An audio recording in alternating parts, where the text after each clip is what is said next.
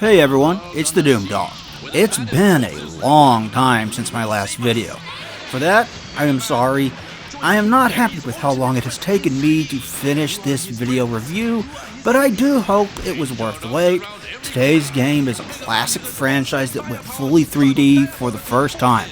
Today, we are taking a look at Mega Man Legends for the PlayStation. Stop me if you've heard this one before, but for many franchises, the move from 2D to 3D did not go smoothly. The 5th generation had a lot of classic games on the PlayStation and the Nintendo 64, but it was not without its growing pains. 3D polygons were the new hot thing, and every major company and franchise was looking for a way to capitalize on it by making fully 3D polygonal versions of their classic franchises.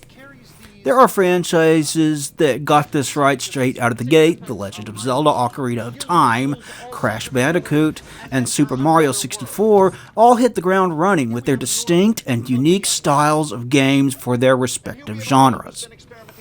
All three are now regarded as timeless classics for a reason. They showed the industry how 3D could be done right and served as building blocks for others to follow. For every major success story in the transition to 3D, however, there were some complete flops. Sonic fell flat on his face straight out of the gate with Sonic's 3D Blast, and Bubsy missed the mark entirely with Bubsy 3D, now infamous as one of the worst games of all time. Most of Castlevania's 3D entries are not highly regarded by fans, especially those on the Nintendo 64. A lot of the 5th gen has not aged particularly well. Caught up in the middle of this 3D storm was Capcom's classic franchise, Mega Man. Known for being a series of side-scrolling action platformers set in linear levels where you played them in any order you wanted to, Mega Man took a very unconventional transition to 3D. Foregoing its roots as a platformer, it took more of a Zelda-inspired action-adventure route.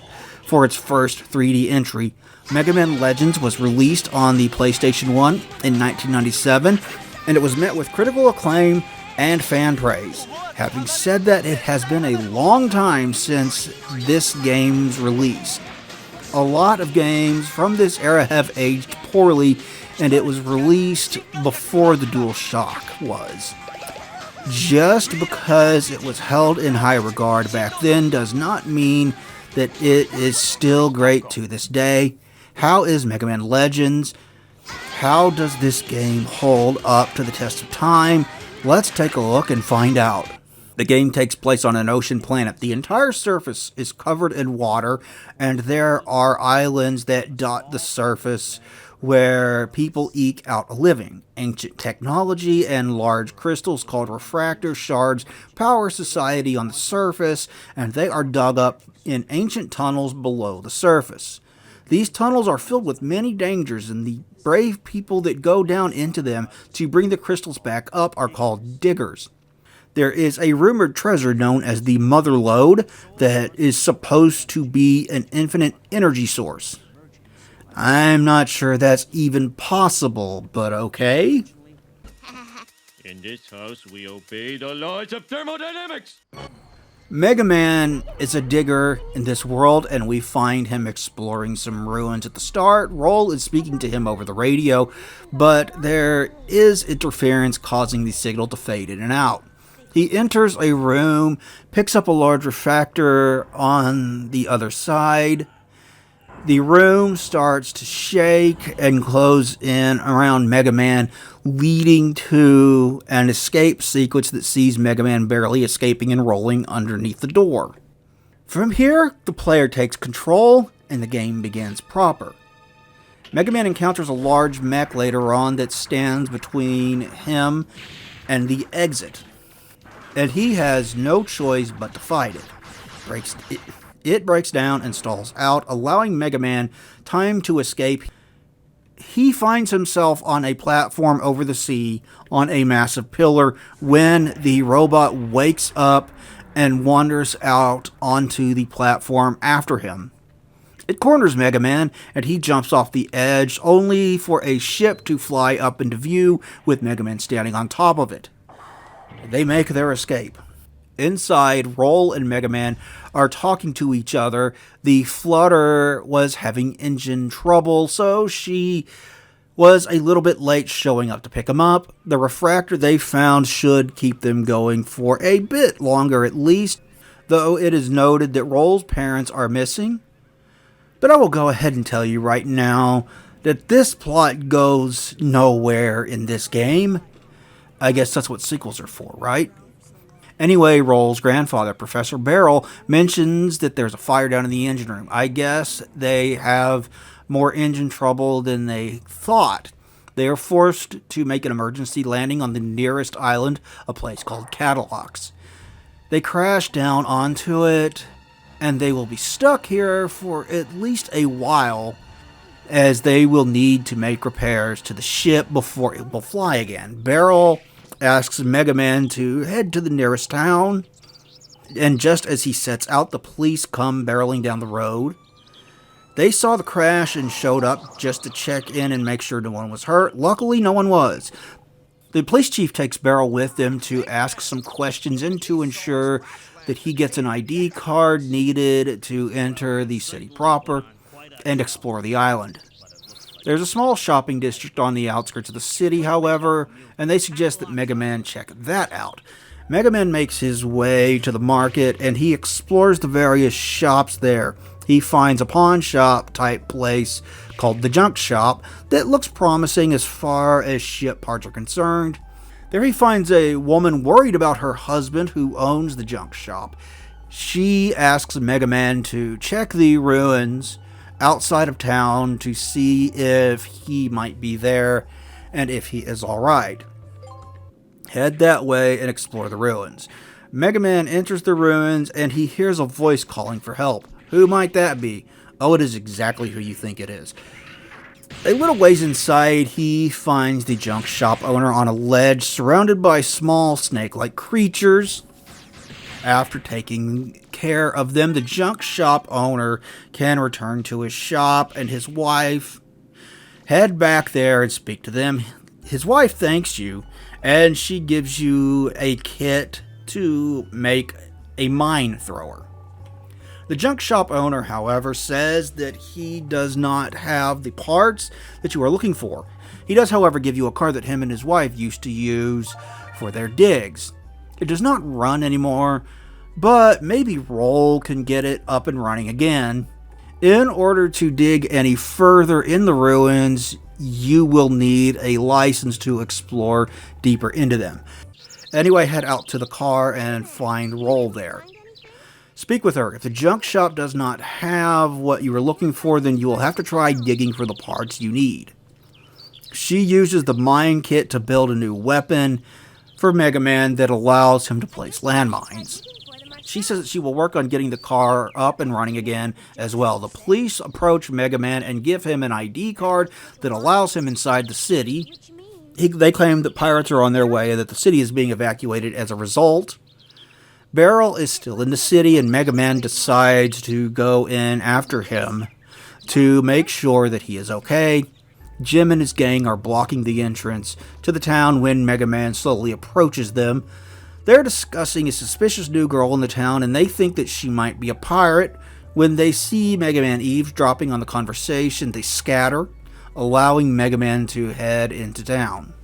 Once in town, Mega Man comes across a woman who is talking to what appear to be Lego people. This is Tronbon and the Servbots. They are discussing a plan that will see them gathering weapons. That certainly sounds suspicious. Could this be the girl that Jim was talking about? When they notice Mega Man, they scatter. Not too far on, you find Tron again, and she is wondering if you were following her. Mega Man finds his way to the mayor's office and is stopped by the policeman outside. Professor Barrel is in the mayor's office, and the policeman asks Mega Man to wait outside. He heads in and comes back out, at which point he escorts Mega Man into the building up to the mayor's office. As it turns out, she knows the professor. She used to work with him What a nice coincidence. The mayor has also gotten reports of an incoming pirate attack. Beryl believes them to be after the mother lode. What makes them think that it's on this island? The mayor wants Beryl to stay here so she can ask him questions about the mother lode. He agrees to stay here with her, and he asks Mega Man to go back and check on Roll to tell her not to worry. As Mega Man is headed back out of the mayor's office, he sees Tron getting chased by a dog. The two run out of this section of the city and enter the central area. Follow her out there and you will find that the dog has chased her up a pole. Approach the dog and it will eventually run off. This causes Tron to develop a bit of a crush on Mega Man, and she gets upset with herself over it and runs off. Mega Man is left confused. As Mega Man is exiting the market, he sees ships fly overhead. Head toward Roll and tell her that the professor is okay with the mayor. As the two are talking, more ships fly overhead, and you hear gunfire from within the city. Concerned about the professor's safety, Roll runs off despite Mega Man's protests. You better run in after her and try to defend the citizens if you can. The police stop Mega Man to say that the area is off limits. Mega Man offers to help. After all, he is equipped for combat. Roll wants to come too, but Mega Man tells her to hang back. Mega Man runs off into the city and comes across the Servbots. They lock the door behind them and they drive 3 different robots they attack you with. One of them has the key to get in further, and Mega Man needs to figure out which one, take him down, and take the key. Tron is waiting ahead, and she's not happy with the Servbot's inability to stop Mega Man from grabbing the key. She seems both confused and angry with herself over her newly developed feelings for Mega Man. She shakes it off. She asks Mega Man to join her, and he refuses. Did she really think that was going to work? She attacks you with a large robot, and Mega Man has to dispatch of that too. It blows up and throws Tron out of it. She lives, though. She is impressed with Mega Man, and the Servbots come in and pick her up. Mega Man heads toward the mayor's office, where a reporter is out in the field reporting on the news of the attack and Mega Man's victories so far. The mayor is refusing to give in to the pirates' demands, so they are attacking Town Hall, put a stop to it. After fending off the Servbots, the Bonds make one last attempt by sending Bon Bon out to deal with Mega Man. And Mega Man has to take him out too. After doing so, the Servbots come in and pick him up as well. Here we see Teaselbon, Tron's brother and the leader of this group of pirates. He is just sitting there waiting for the others to return when he turns on the TV and sees the news reports on what is going on. He is not happy, and he vows to dig for the treasure and force his way into the ruins. Roll comes running up to Mega Man, and the two of them head into the mayor's office together. Beryl is fine, as is the mayor. The office and building, however, are a mess. She gives Mega Man a digger's license. The police chief comes in and says that the pirates are digging out in the forest now. How the hell did they get out there so quickly with digging equipment? Oh well, I guess we had better head out there and see what they are up to. Roll heads out with you, and she lets you know that she got the car that you got from the junk shop owner up and running again. She could use it as a spotter car for when you were down in the ruins. The inspector and his men head off to the forest to attempt to arrest the pirates. Mega Man heads off after him to back them up. Roll can upgrade your weapons or build you new weapons. She can also swap out your current weapons here at the car. The Servbots are attacking the police with tanks and with gun turrets. Mega Man needs to fight his way through them, as they are hell-bent on stopping him this time. Mega Man finds his way to Teaselbon, who is digging deep into the ground with some massive construction equipment. He is not finding what he is looking for, and he decides that he may need the key after all. The Servbots tell him that Mega Man is approaching, and he decides to attack Mega Man with the digger that he is using. Mega Man manages to destroy the digger, thwarting the pirates' plans again. Teasel survives and vows to get revenge on Mega Man. The pirate ship flies overhead, and they lower down a platform to pick up Teasel. As the ship is flying away, Teasel once again vows to get revenge on Mega Man for this. Roll contacts Mega Man and says that the mayor needs him. Head back that way. The Bonds are having a family meeting and discussing their next move. Tron mentions that she is building a new robot to go after Mega Man with. Meanwhile, Mega Man is paying a visit to the mayor. She thanks you and mentions that there is a legend that a great disaster will befall the island if the treasure here is ever dug up. Reaverbots are activating in the ruins and she is concerned about it. She asks Mega Man to investigate the ruins. You can also donate to restoring the city after the pirate attack if you so choose. The Servbots get in Mega Man's way to buy Tron some time to finish her new robot.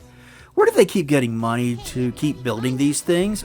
For that matter, how do they build them so quickly?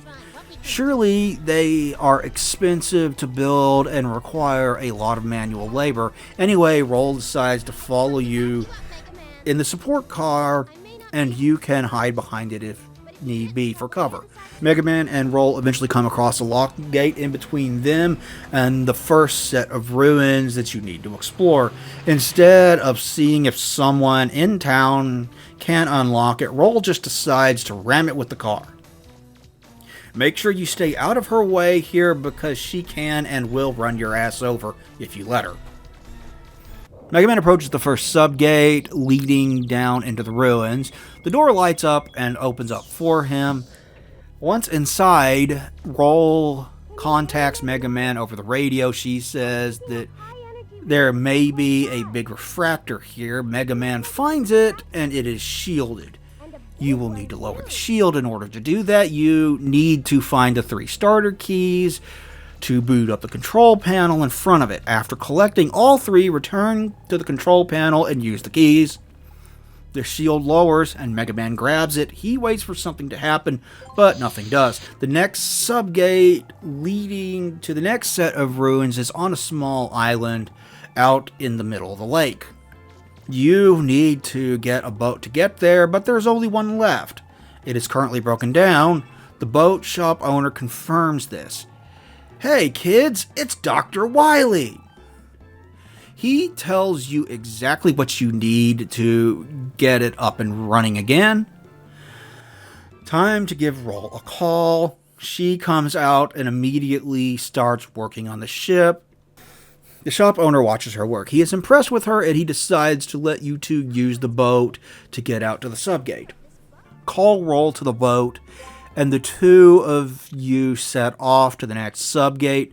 The Servbots attack you with submarines, and Mega Man has to fend them off. I want you to watch this. You can literally see the island that you need to get to, and Roll is just circling around it endlessly. It's right there, dude! Why are you taking the single longest route in human history to get from point A to point B? Anyway, Teasel and Tron come out from their hiding spot with their new robot, and they attack you as well, despite the protest of Tron, who says the keys will sink into the sea with you. At this point, you are given the opportunity to return to land to recharge if you need to. It's nice to have what is effectively a checkpoint right before the boss. Return and heal up if you need to. Whether you heal up or not, fight off the Bonds with their new robot. After doing so, Teasel orders everybody abandon ship. The Servbots swoop in and carry them back up to their ship as Teasel once again vows revenge on Mega Man. Tron does not understand why she is not more upset with him. It's because you have a crush on the guy. It's okay for you to just admit it, Tron. I promise. Mega Man approaches the next subgate. The door lights up for him and opens just like the first one did. He heads down into the ruins, and Roll has added spotter equipment to the boat so she can keep track of you while you are down there. Mega Man finds yet another refractor in this ruin, and it is once again shielded. You will need to do the same thing in this ruin that you did in the first one. Search the ruins and find the 3 starter keys. After finding the keys, Mega Man returns to the panel and activates it, causing the shield around the refractor to lower. He grabs the refractor again. No trap triggers, no alarm sounds, nothing happens. When you return to the previous room, however, a large Reaverbot activates and Mega Man has to fight it off. Take it out and head back to the ruins and head back to land. You have one more subgate to visit. The Bonds are holding another family meeting to discuss their next move. They are fresh out of ideas for the time being, and Teasel is frustrated that you are digging things up. Tron reminds him that everything you dig up out of these ruins is not the real prize. They want the big treasure that this island allegedly houses, and they vow to wait for you to open the main gate so they can sneak in ahead of you to get it. Roll says the refractor that you got at the second subgate should be enough to get the flutter up and running.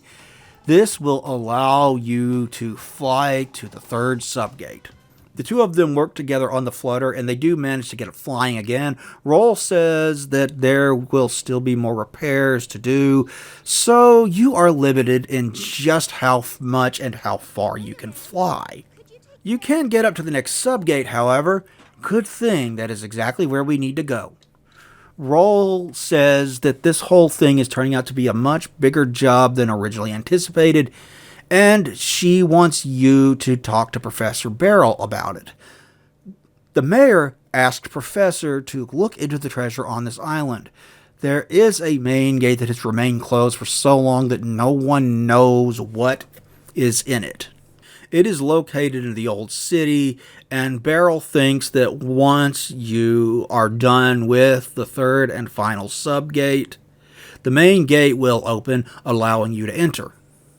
Head off to the 3rd subgate. It rests on a big pillar above the island. Roll has never seen ruins quite like this before. Mega Man finds an entirely different panel within these ruins. You will need to flip the power back on, and you will need to find the 3 starter keys again to activate it. In his exploration, Mega Man comes across a large generator. Power it up and it restores power. Roll decides that now is the perfect time to talk to you about the origin of Reaverbots. That's interesting and all, Roll, but I am kind of fighting for my life down here.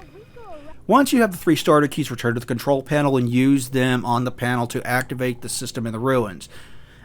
Barrel called it because doing this does activate the main gate. It opens up, and you can now make your way inside, down into its depths to see what hides beneath.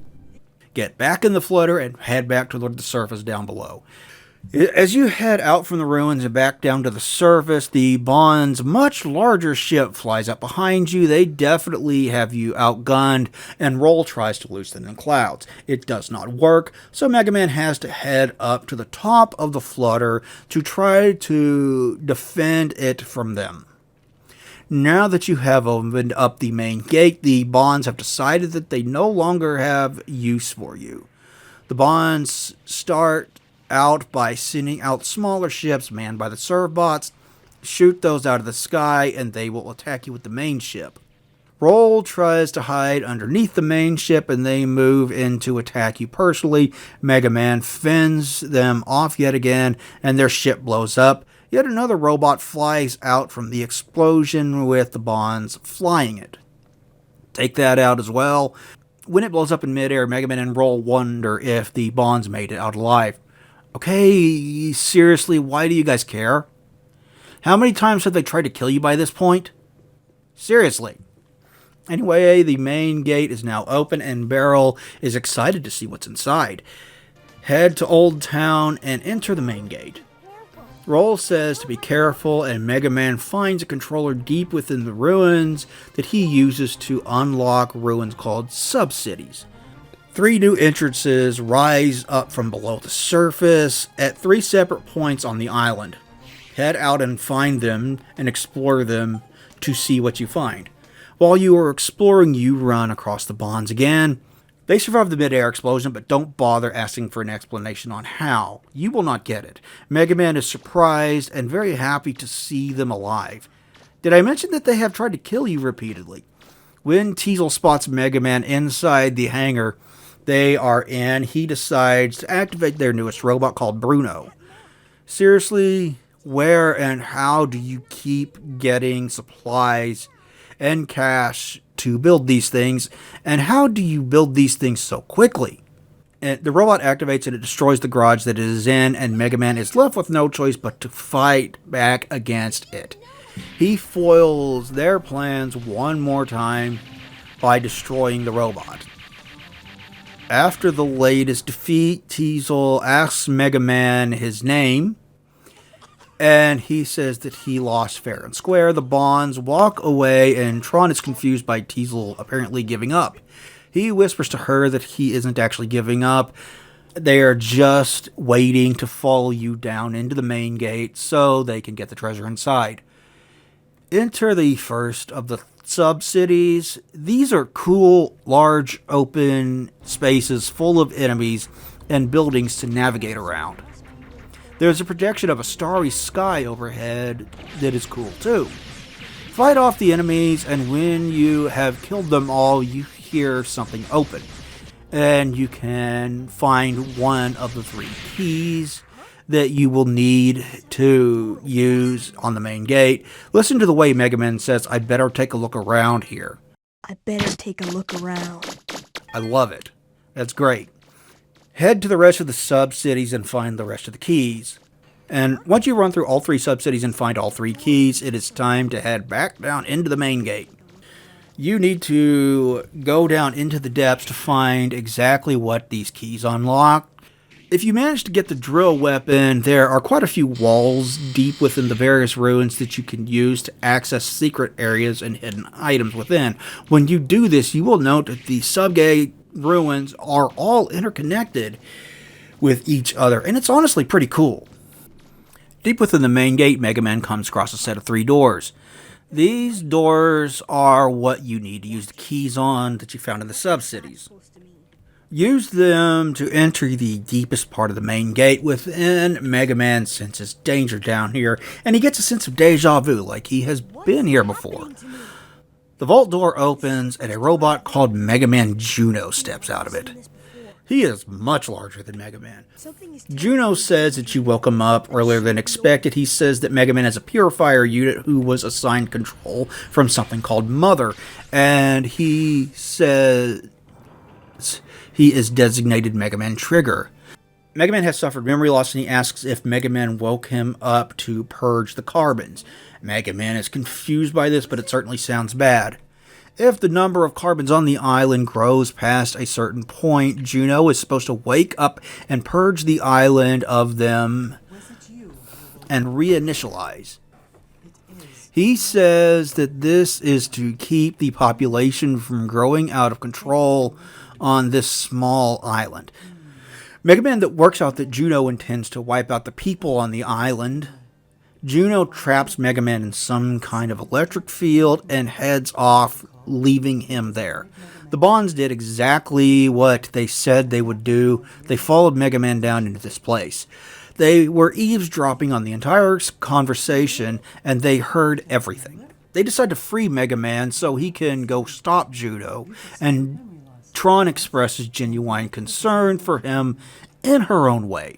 Perhaps this is her admitting to herself that she has a crush on him finally. Mega Man heads off chasing after Juno. Mega Man finds Data down here. How the hell did he get here?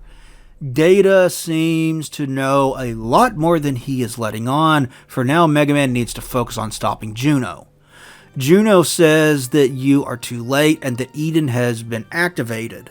It is on its way down to the planet to commence the purge.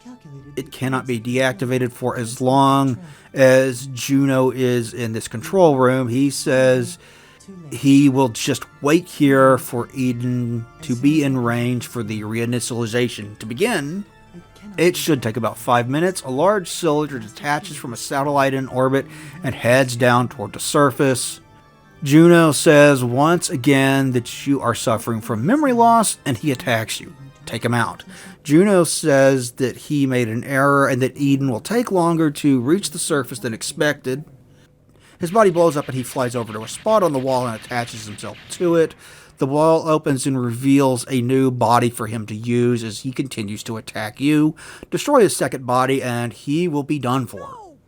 He will, however, say that he delayed you long enough for Eden to get into position, and he orders it activated. He says that he was backed up into the system here, and his body blows up. This is where Data comes in. The Save Monkey suddenly becomes an important character right here at the end of the game. He orders the process be stopped and that Juno be deleted, saying he was defective. He says further that Mega Man assumes control of this facility. Eden reverses course and backs up into space. Data says that he is a memory storage device that Mega Man created to keep him from being scanned by Mother. Data knows everything, but he cannot say anything yet. Then you hear a voice over the radio. It is Roll and Barrel, who have been trying to contact you for some time. They have been worried and have been desperately trying to contact you. Mega Man says that it is alright, and he makes his way back up to the surface with Data. Here the mayor suggests that you take the time to say goodbye to everyone on the island. This is optional. You can take the time to talk to everyone on the island, or you can just get ready and leave. As you are leaving, the mayor thanks you one last time for saving the whole island and for fending off the pirates multiple times.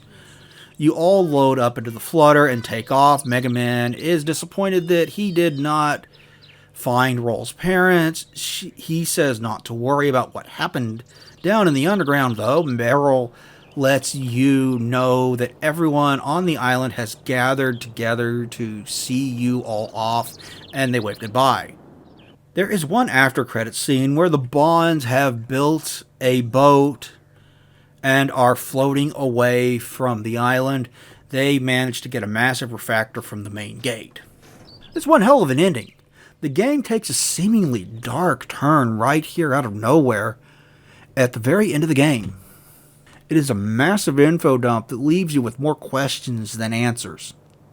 The ending of the game does wrap up the main story, and it does feel satisfying. It does, however, set itself up for a sequel. It feels like it was just made with a sequel in mind. This game gives you enough to whet your appetite, and the sequel answers a lot more questions you have from here. Overall, I like this story. I think the twist here at the end is a good one. I think it is a satisfying payoff. There are definitely questions that you could ask about this. How do the Bonds keep getting money and parts to repair their robots and build them? How did they build them so quickly? Why are Roll's parents brought up at the beginning of the game and immediately dropped? There are certainly questionable things in this game's plot. Having said that, it is easy to overlook. This game gives off a Saturday morning cartoon vibe with a lot of its writing and its characters, especially the Bonds, and I mean this in the most complimentary way possible. A lot of this game is lighthearted fun. In that sense, it works extremely well. It is full of intrigue in the ruins that make you think there is something more going on there than it seems. And it makes you want to know more. Then it gives you a big info dump with a major plot twist right at the end, and it gets serious. It pulls it off well, though. The best part of this game are the characters. The Bonds are fun villains.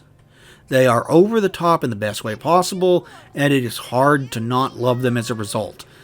They are definitely wacky Saturday morning cartoon villains, and I am 100% here for it. In contrast to this are Mega Man, Professor Barrel, and Roll. They are much more grounded characters, and it works for keeping the story from going too far off the rails. They're all fun characters, and they elevate the story quite a bit. All in all, I really like this game's narrative. It is well told with fun dialogue. The villains are all an absolute blast. The main characters are all memorable and likable. The pacing is excellent and the plot twist is great. It gives you enough info to make the ending feel satisfying while making you hungry for more. There are plenty of unanswered questions. What happened to Roll's parents? Who is Mega Man? What is Mother? But that is what sequels are for, right? So, the story is pretty good, but how does the game look? When you go back this far into the early 3D era, it gets harder and harder to know exactly how to judge a game by its graphics. On a technical level, it is going to look dated. Every single game on this console and the Nintendo 64 looks dated. That is just the nature of time and its effects on polygonal games. What once looked high-end and amazing is now super low resolution and low polygon. Mega Man Legends is no different, and most people will not have a CRT television that will mask some of the game's imperfections. Even then, that can only go so far with the very limited by modern standards graphical capabilities of the PlayStation 1. I mean, there are more polygons in Lady Dimitrescu's ass in Resident Evil Village than there are in the first Resident Evil game entirely. This is how much this generation has aged, technically. All that is to say, on a technical level, this game does not hold up particularly well. There are plenty of low resolution and rather blurry textures, and all the models are low polygon. Many objects in the environment are flat textures, and objects are often lacking in detail. The draw distance is short. It is exactly what you expect from a fully polygon game from 1997. It is a deal breaker for some people, especially if you did not grow up with the original PlayStation. It isn't for me, however. Having said that, there is a major upside to this game's graphics as well, and that is the art design. As far as art style is concerned, this game holds up very well. This game features very bright and colorful art styles when you're on the surface, and it fits in with the happier atmosphere and fun characters. It really does feel like you are playing a cartoon, and it is a hell of a lot of fun in that regard. It honestly feels like it's cel-shaded, though I know it's not. It is a very convincing alternative, though. When you get into the ruins beneath the surface, you get an entirely different vibe. When you are below the surface, you will get a much more muted color palette, and it works well with the atmosphere this game gives off when you are down here exploring them. Everything feels cold and mechanical and unwelcoming, and it makes you feel like maybe you are exploring something best left untouched. And it works wonderfully in this game. Beyond this, I love the look of this game's characters. They do have a very anime look to them, but watch them in cutscenes. Look at the way they move and animate. There's so much life in all of it, and it goes a long way to selling them. They are so over the top and expressive, and it makes every scene with them an absolute blast to watch. They really come to life on the screen, and they all are well designed and memorable. And they all fit well within the world of Mega Man while being their own separate thing from the main games. This game is full of jaggies, it has low poly models, it has a short draw distance, it has low resolution textures. On a technical level, it is very dated, but I still love how the game looks. I'm sure nostalgia goggles do play into that, but I genuinely think the art design holds up quite well. Load this game up in the Plkaystation emulator sometime and look at how sharp it could make this game look. It is pretty impressive how well it holds up in my opinion. What about this game's audio? The good news is that it is mostly a huge positive for this game. In a lot of ways, this game does still sound great to this very day. In my opinion, this is one of the better sounding games of its era for the most part. And most of what was good about it back then is still good about it now. Having said that, it most definitely is not perfect. There is one particular thing in this game's audio that is a fairly big problem. Let's get into it. First off, the sound design is pretty good.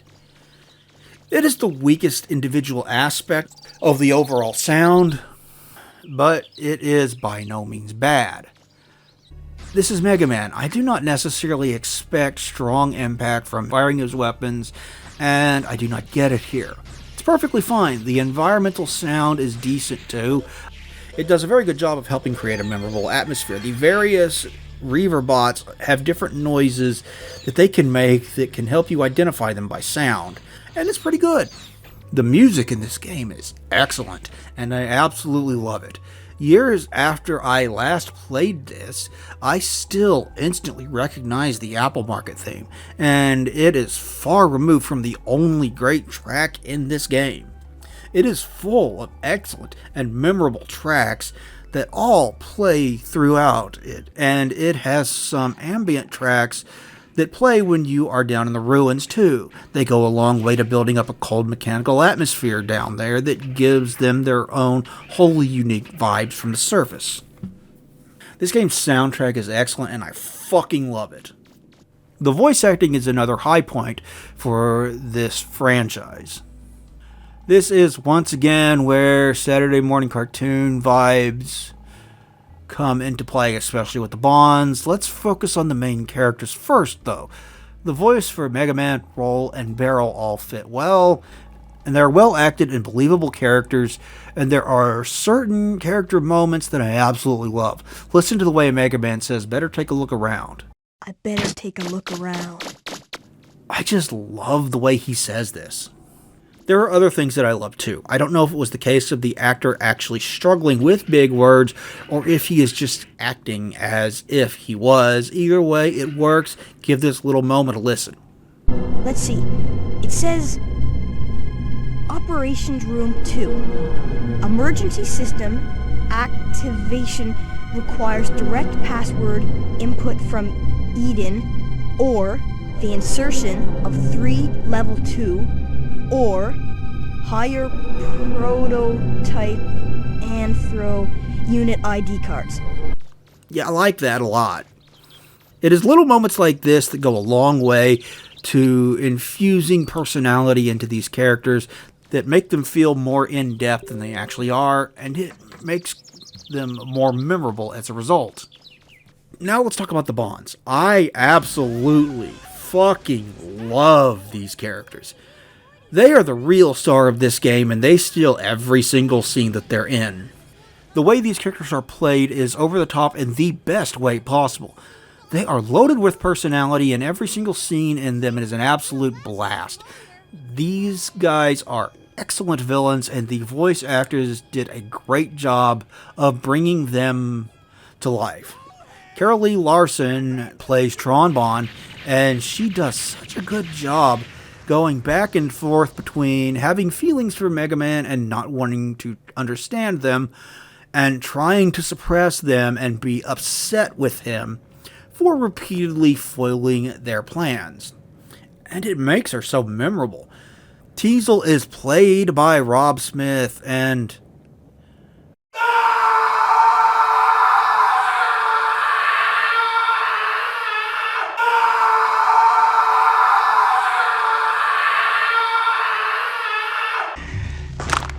You did. Let's move on, shall we? There is one major problem with the audio, however, and that is the mixing. There are times in this game where the music or environmental noise just drowns out the game's dialogue. And it is a pretty major issue, as it can happen during important cutscenes. Here, watch this scene with Mega Man Juno as a prime example of this. It appears I miscalculated the odds of your ability to escape that trap. You are, however, too late. Eden was activated as soon as I entered this room. It cannot be deactivated as long as I, the master key of this island, remain here in this control room. All that remains now is to wait for Eden to enter transmission range and send the command to execute the reinitialization of this island. Once that command is received, the 10,000 workers aboard Eden will execute it immediately. My estimates indicate their work will be completed in less than 5 minutes. Yeah, it is hard to hear anything he says here, and it sucks, because this cutscene is very important to the plot. Parts like this are spread throughout the entire narrative. You can tell that the making it was very new to the idea of audio balancing. Overall, however, this is a good package where audio is concerned. The sound effects range from serviceable to good. The music is full of great tunes, and the voice acting is very good across the board. It goes a long way to elevating the characters and making them all more memorable. It is a shame that the audio balancing is terrible at times. It really is the only thing holding back the audio as a whole from being just about perfect. How does this play then?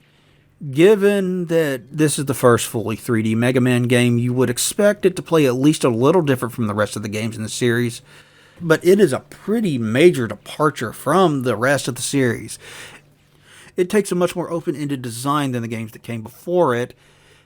It is not open world, but it does hide its linearity very well by giving you plenty to explore on the island and beneath it.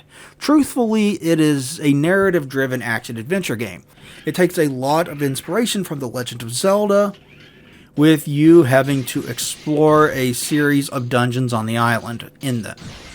In them, you will do plenty of combat with enemies, and you will solve puzzles. This does not have the big intricate puzzles of The Legend of Zelda, but it is Mega Man. It does not need them.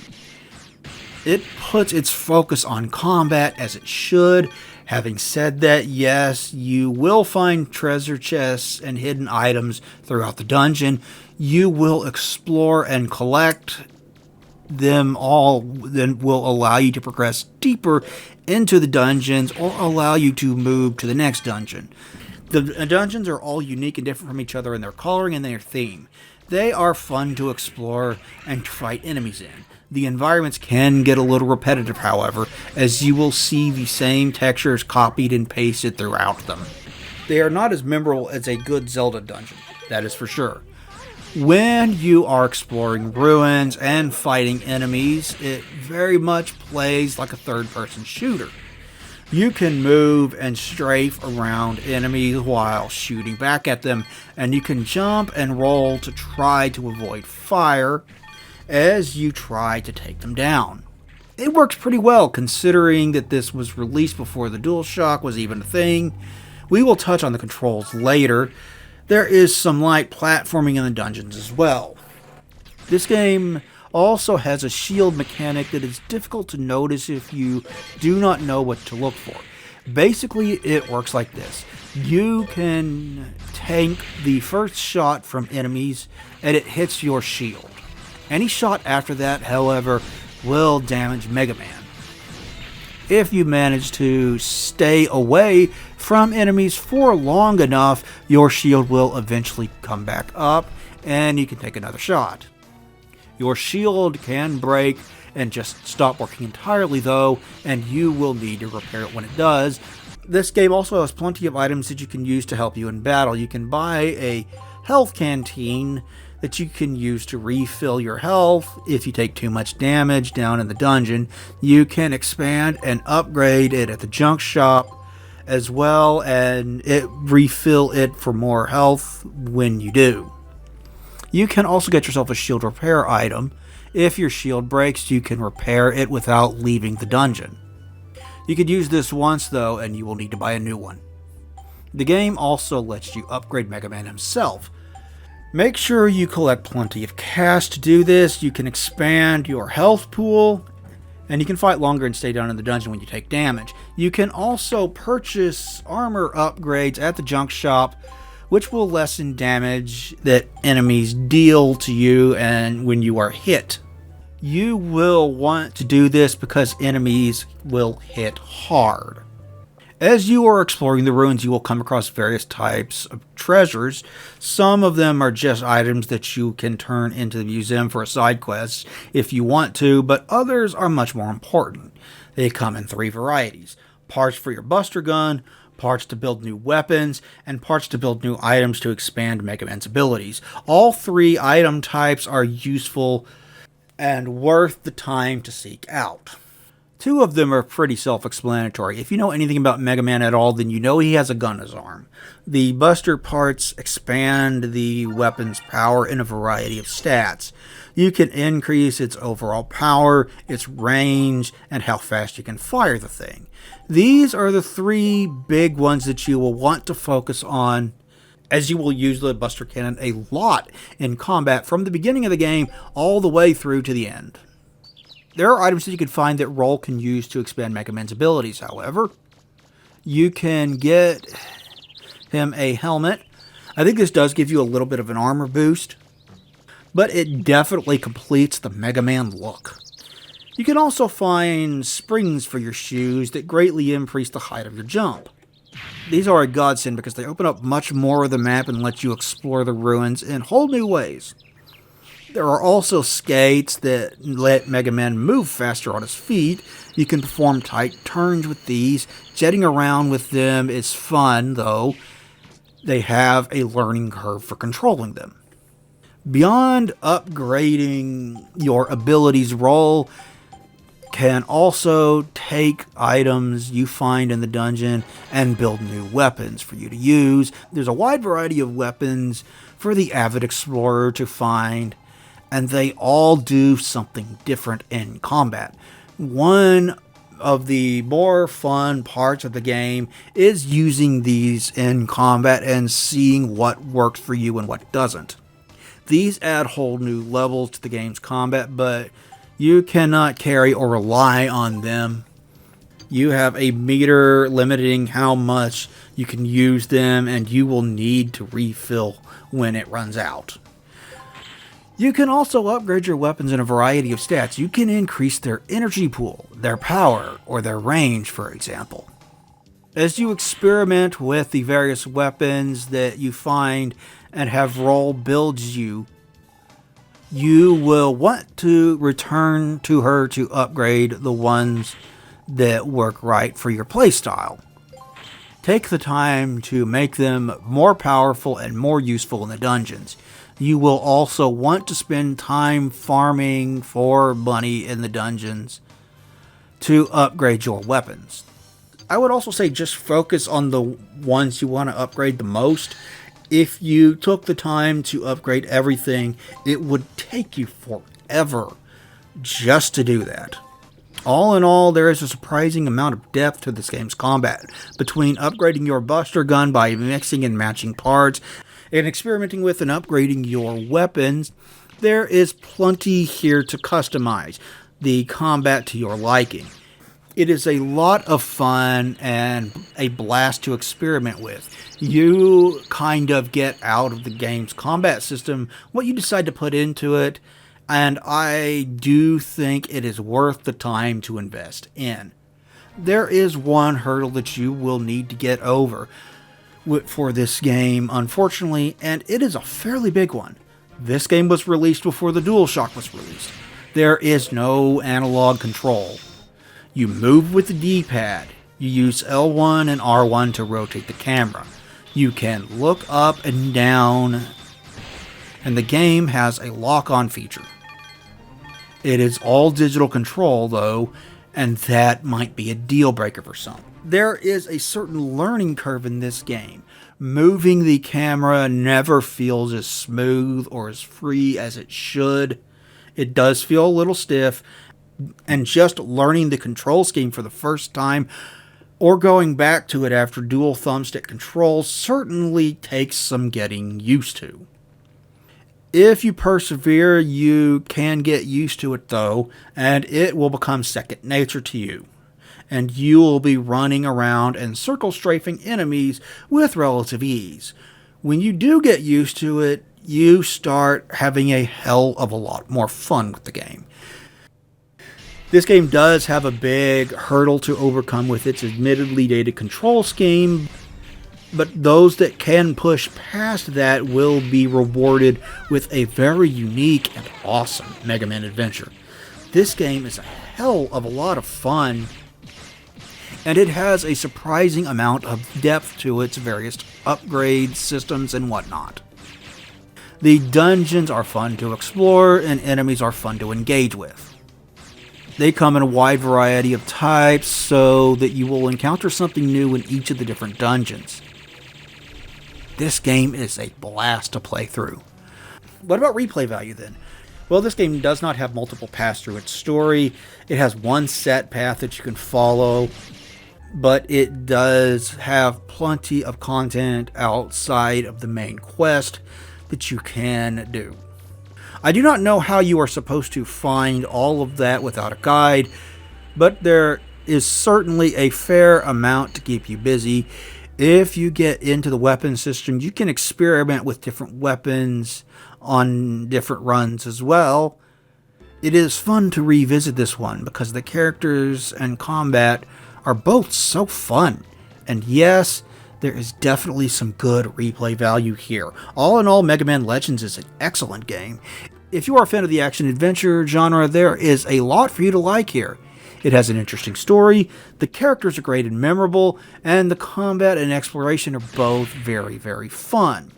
It has its caveats like audio, balancing, and a dated control scheme that might keep some away, but this game is at least worth a try. I like it a lot. This is my favorite Mega Man series for a reason. I give this my highest recommendation. This is where I would usually talk about the ports of the game and compare them. And there are ports of this one. There are two ports, in fact. It got ported to the Nintendo 64 under the name Mega Man 64, and there is a port to PC as well. The thing is that I do not have either of these versions of the game, so there is no way for me to try them myself and see how they compare to the PS1 original. I did want to mention that they exist, though. It is also available on the PlayStation 3 store. You can get it on the PSP and the Vita, but it is a pain to use the store nowadays. Unfortunately, there is no easy way to get this game anymore. Hey, Capcom, could we get a remaster of this series, please? Thank you for watching. I know it took too long for me to finish this video. For that, I am sorry. I have been talking about doing this for a while, and here it finally is. I hope it was worth the wait. I had a blast revisiting this game. What do you guys think of Mega Man Legends? Let me know in the comment section below. If you could give this video a like and a share, that would help me out a lot as well. Subscribing helps too. Talk to you later, everybody. Doomdog out.